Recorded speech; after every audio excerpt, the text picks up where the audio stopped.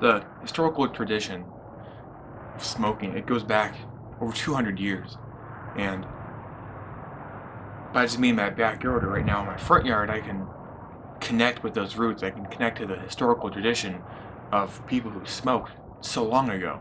And that is just one of many reasons why we here at Smoke for a Barbecue like to smoke, because we're connecting with our roots, we're connecting with our ancestors in smoking, and just the obviously we have a little more technology now for temperatures and probes, but this is the exact same thing they used to do 200, 300 years ago. I'm a great student of history, and I just love that we can do something that they've done before in the past. And then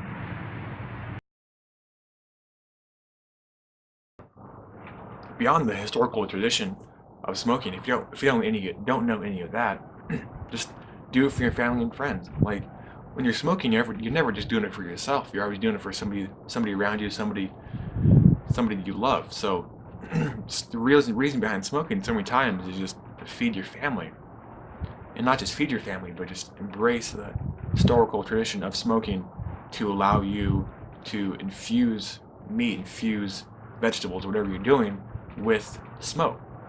That sounds kind of gross, but I mean, there's nothing more better just to bite into a good smoked rib or a good smoked brisket after a long day of smoking, and you share that love, you share that value with your family and friends.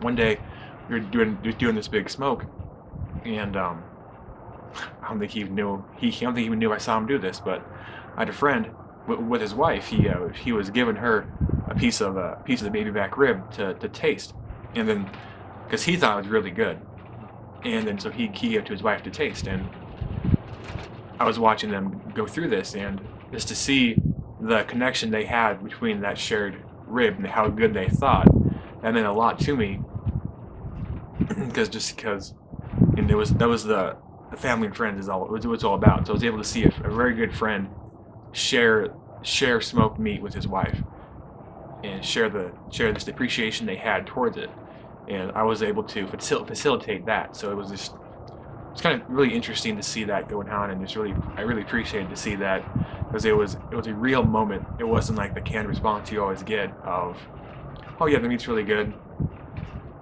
so and so, yada yada yada. It was them by themselves off in the corner of the room eating this meat. So it was a real response. It wasn't fake. It wasn't what you see on TV all the time. It was real. Yeah, here is Smoker Barbecue. I mean, if we can get something real, if we can get something uncanned happen in the backyard here, we really appreciate that, and it was just good to see and good to experience too.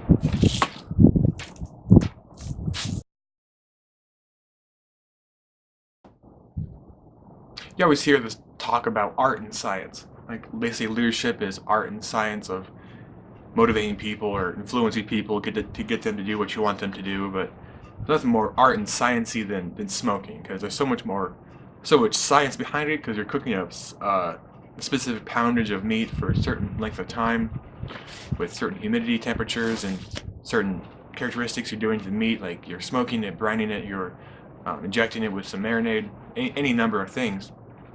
And there's also the art behind it too.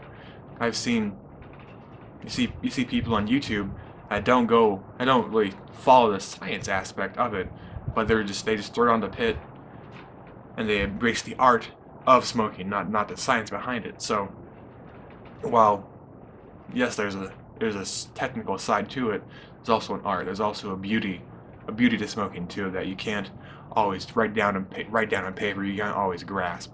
So it's a very fine line, and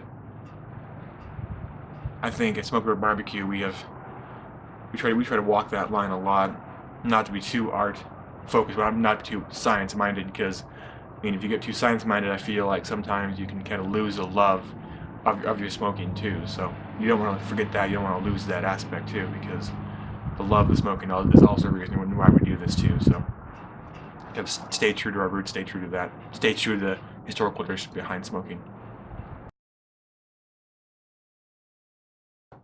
Talk a lot about love and family and friends, in which why we smoke too. But I mean, you're putting your heart, you're putting your soul into your smoking, into your cooking. So you're also putting your love into it too. Um, I had another friend tell me, I mean, something you cook at home, something you cook in your backyard, it's going to always taste better than a restaurant because you're putting your love into it.